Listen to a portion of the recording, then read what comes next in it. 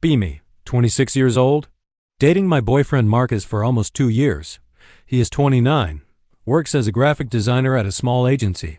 Met him at an art gallery opening through a mutual friend. Hit it off immediately over overpriced wine and terrible abstract paintings. Relationship has been genuinely good for the most part. He is thoughtful, funny, makes me laugh every day. But I have always been very socially conscious. Care deeply about dismantling systems of oppression. Consider myself a committed intersectional feminist. Believe it is important to call out harmful behavior wherever you see it, even in people you love. Especially in people you love. Marcus is a good guy overall. But I notice things he could work on. Little things that reveal deeper issues with his worldview. Figure it is my job as his girlfriend to point these out. Better he hears it from me than figures it out the hard way. That is what a loving partner does. When he talks over me, I tell him that is a patriarchal communication pattern. When he forgets to wipe down the counters, I mention unpaid domestic labor.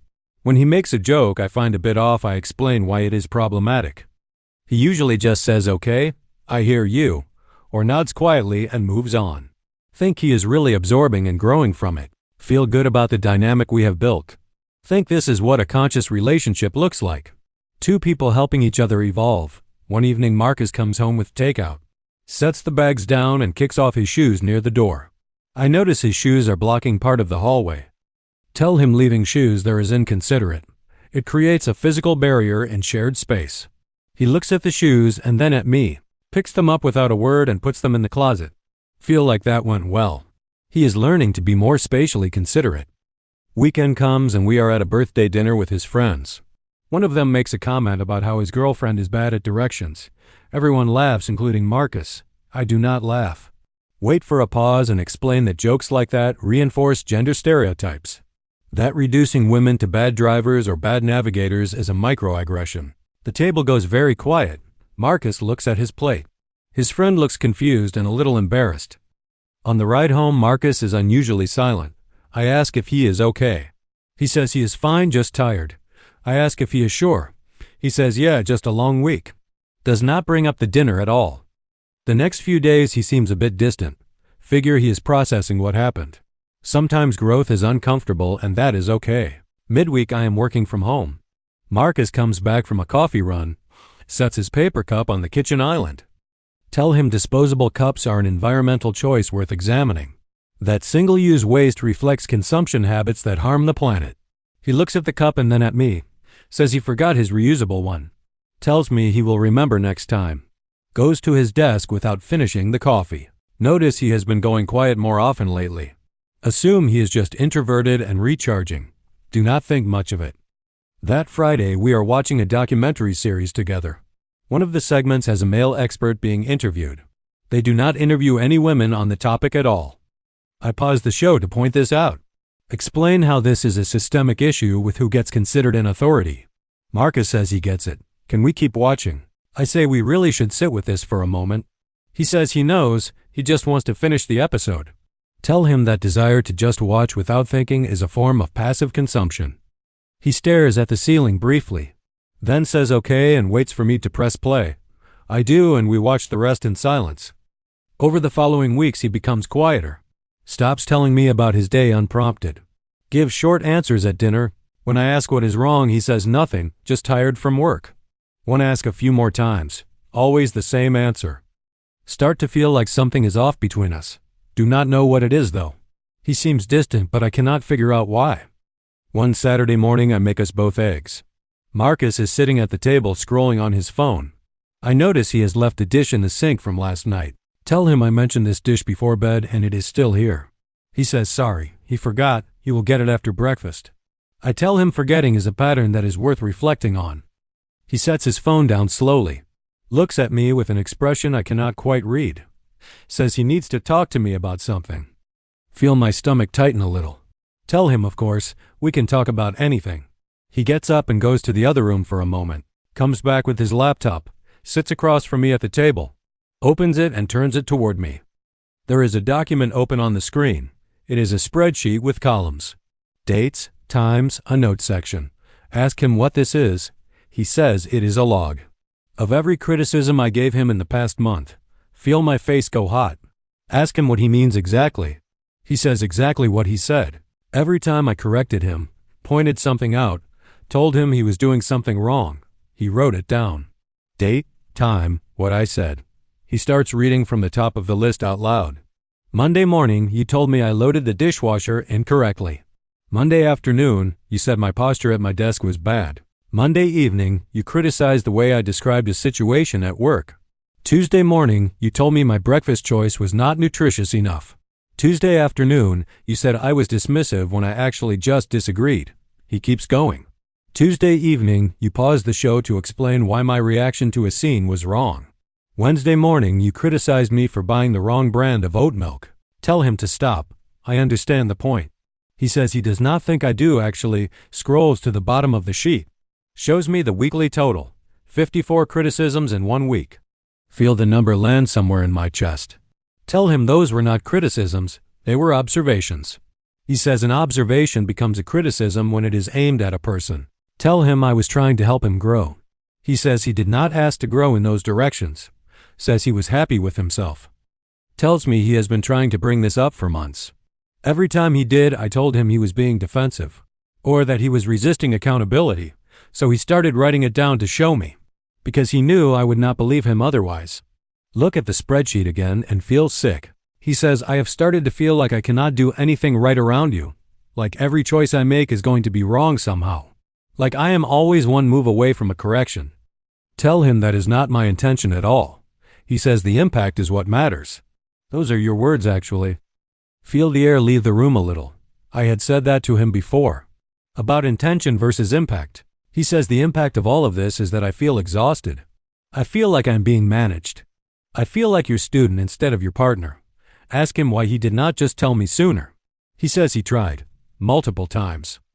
Every time I reframed it as him being resistant to growth. So he stopped trying to say it with words and started saying it with data instead. Look at the spreadsheet again. Scroll through slowly this time. See entries during meals, during shows, during quiet evenings. There is an entry about a time I criticized the way he laughed at something. Another about how I told him his handwriting was sloppy on a grocery list. Another about how I told him his tone in a text message to a friend was off. Feel genuinely ashamed seeing it all laid out like this. The list keeps going and going. 54 in 1 week. Tell him I had no idea it had gotten this bad. He says that is part of the problem. It became so normal for me that I stopped noticing. He says it used to be occasional, something that felt like care. Now it is just constant background noise. He says he has started second-guessing every single thing he does before he does it, wondering how I will frame it as a problem. He says that is not a relationship. That is a performance review every hour of every day. And he is always failing it. Start crying. Tell him I genuinely thought I was helping. He says he knows, and that makes it harder, not easier. Ask him what he wants from me. He says he wants a girlfriend who likes him as he is, not someone who sees him as a project to complete. He says he wants to be able to fold laundry without it becoming a lesson. He wants to eat dinner without a critique of his habits. He wants to watch a show and just watch it. Tell him I can change. I will stop doing this, I promise. He is quiet for a moment. Says he has heard that before, and it always went back to the same pattern within days. He says he does not know if he can trust it this time. Not because he does not believe I mean it right now, but because I do not seem to realize when I am doing it. He closes the laptop, puts his hands flat on the table, says he needs some space to think. Ask him what that means. He says it means he is going to stay at his brother's place for a few days, and he needs me not to call him during that time. Start crying harder. Tell him please do not go. He says he is sorry, but he needs to think clearly. He goes to the bedroom and I hear him packing a bag. Come and stand in the doorway. He is folding things quietly and not looking at me. He zips the bag and picks it up, gives me a hug that lasts a long time, says he loves me and walks out the front door. I sit on the floor in the hallway for a while, then go back to the table, open his laptop which he left there, read through the entire spreadsheet, every entry. Start at the top and go all the way to the bottom. See the pattern clearly now that I am looking for it. Meals, evenings, mornings, car rides. There is not a single part of his day I left untouched. There is an entry about the way he hummed while cooking, another about how he held his fork, another about the volume of his voice when he was excited about something. Call my best friend and tell her everything. She asks me to send her a screenshot of part of a spreadsheet. I do. She is quiet for a second, then says this is really not good. I ask her what she means. She says you criticized him for humming while he cooked. I say I mentioned it was a bit distracting. She says that is the same thing. Tell her I was just being honest about how I felt. She says there is a difference between honesty and constant correction. Says you were treating your relationship like a curriculum. I tell her I was raising his awareness. She says you cannot raise someone's awareness 54 times a week. That is just wearing someone down.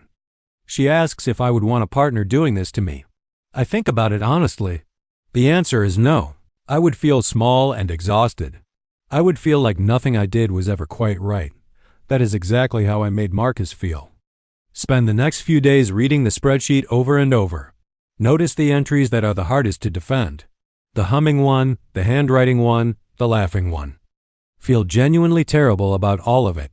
Not defensive anymore. Just sad and ashamed. Marcus agrees to meet me for coffee after a week. I apologize immediately. Tell him I did not know I was doing it that much. He says I know, and that is the problem. He says it stopped feeling like feedback and started feeling like atmosphere. Like the air in our home was always slightly critical. He says he would come home from work and immediately brace himself. Not for a fight, just for the first correction of the evening. Feel sick hearing that. Tell him I never wanted him to feel that way. He says he believes me, but that does not undo the months of it. Ask him what I can do to fix it. He says he does not know if it can be fixed between us. Says the damage to how he feels around me is not something an apology erases. We sit quietly for a while. Both of us are a bit teary. The coffee shop feels very loud around us. He finally says he thinks we should end it. Says he needs to be with someone who just accepts him. Not someone who is always trying to improve him into something else. Tell him I love him. He says he loves me too. But he says love should not feel like this. We hug outside the coffee shop. He holds me for a long time. Then walks away down the street. Go home alone. Sit at my kitchen table for a long time. Think about the spreadsheet. Call a therapist the following week. Tell her the whole story. She listens without interrupting. She asks me why I felt the need to correct Marcus so frequently. I say I thought I was helping him become more aware, more conscious of his impact on others. She asks aware by whose measure. I do not have a great answer. She asks if he ever said he wanted that kind of help. I realize the answer is no. He never asked for any of it. I just decided he needed it. She asks what I think the difference is between support and control. I say support is what someone asks for. She says, and what is control? I say control is what you give someone whether they want it or not. She nods. Says that is a good place to start. She asks if I think my values are important. I say yes, deeply. She says having values is different from enforcing them on your partner. She says you can believe in equality and fairness and still let the person you love fold towels however they want. Those two things are not in conflict. You made them conflict. Sit with that for a long time after the session. Think about how I used my politics as a measuring stick and held it up to Marcus every single day. Thought I was building a better man. Was actually just chipping away at a good one. Months pass. Still single. Still thinking about Marcus sometimes. Hear through a mutual friend that he is seeing someone new. That she is easy to be around apparently. That he seems really happy. Feel a complicated mix of jealousy and relief. He deserves to feel good about himself. He always did. Think about the spreadsheet one more time. 54 in a week. I could not even see it while it was happening. Thought I was the conscious one. The aware one. The one who understood how people should treat each other. Turns out I was the one making my partner dread coming home. Real awareness starts with looking at yourself.